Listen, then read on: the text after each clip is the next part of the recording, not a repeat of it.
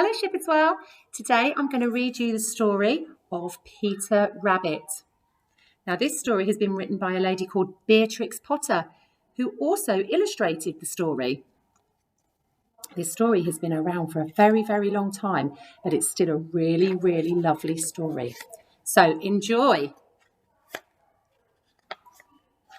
Once upon a time, there were 4 little rabbits, and their names were Flopsy, Mopsy, Cottontail and Peter. They lived with their mother in a sandbank underneath the roots of a very big fir tree. Pictures are very small, but I will hold them up so you can see them. "Now, my dears," said old Mrs. Rabbit one morning, "you may go into the fields or down the lane, but don't go into Mr. McGregor's garden." "Your father had an accident there. He was put in a pie by Mrs. McGregor."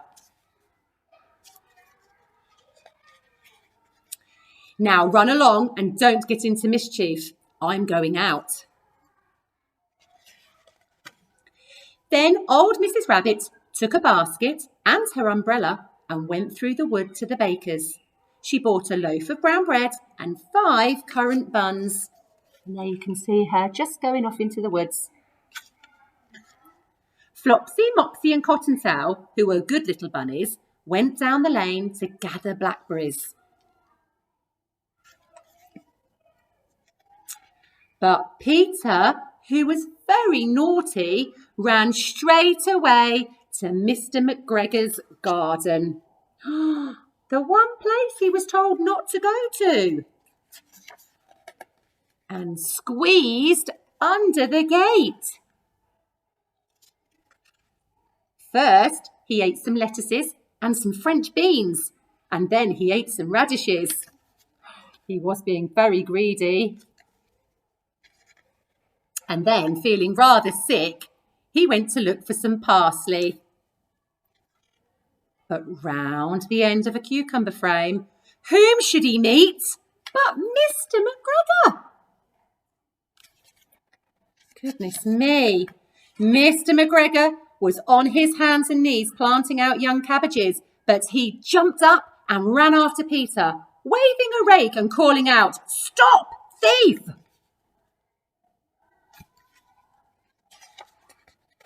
Peter was most dreadfully frightened. He rushed all over the garden, for he had forgotten the way back to the gate. He lost one of his shoes among the cabbages, and the other shoe amongst the potatoes. After losing them, he ran on 4 legs and went faster, so that I think he might have gotten away altogether if he had not, unfortunately, run into a gooseberry net and got caught by the large buttons on his jacket. It was a blue jacket with brass buttons, quite new.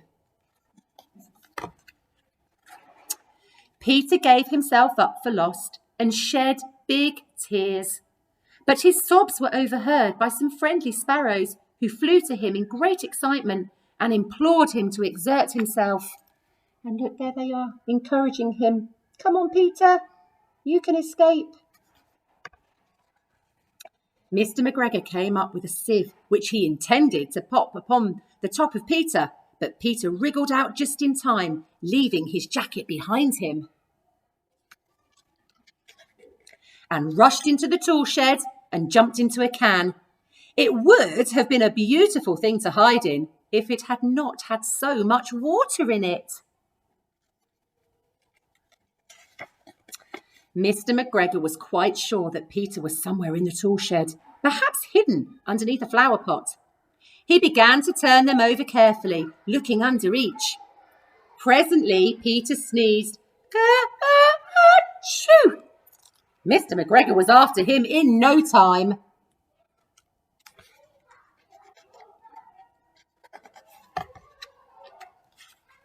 And tried to put his foot upon Peter, who jumped out of a window, upsetting 3 plants.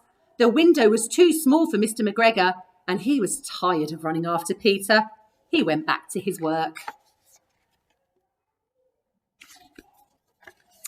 Peter sat down to rest. He was out of breath and trembling with fright, and he had not the least idea which way to go. Also, he was very damp with sitting in that wet watering can. And look, there he is, looking quite sad, feeling sorry for himself, probably wishing that he'd followed his mother's instructions. After a time, he began to wander about, going lippity-lip, not very fast, and looking all around. He found a door in a wall, but it was locked, and there was no room for a fat little rabbit to squeeze underneath. An old mouse was running in and out over the stone doorstep, carrying peas and beans to her family in the wood. Peter asked her the way to the gate, but she had such a large pea in her mouth that she could not answer. She only shook her head at him. Peter began to cry. Then he tried to find his way straight across the garden, but he became more and more puzzled. Presently he came to a pond where Mr. McGregor filled his water cans. A white cat was staring and looking at some gold fish. She sat very, very still, but now and then the tip of her tail twitched as if it were alive. Peter thought it best to go away without speaking to her. He had heard about cats from his cousin, little Benjamin Bunny. He went back towards the tool shed, but suddenly, quite close to him, he heard the noise of a hoe. Scritch, scratch, scritch, scratch. Peter scuttered underneath the bushes. I see him there hiding. But presently, as nothing happened, he came out and climbed upon a wheelbarrow and peeped over. The first thing he saw was Mr. McGregor hoeing onions. His back was turned towards Peter, and beyond him was a gate. Peter got down very quietly off the wheelbarrow and started running as fast as he could go along a straight walk behind some blackcurrant bushes.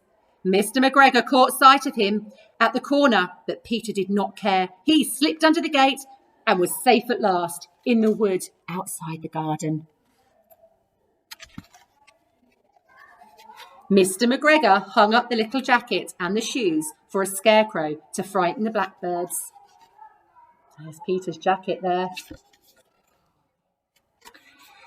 Peter never stopped running or looked behind him till he got home to the big fir tree. He was so tired that he flopped down upon the nice soft sand on the floor of the rabbit hole and shut his eyes. His mother was busy cooking. She wondered what he had done with his clothes.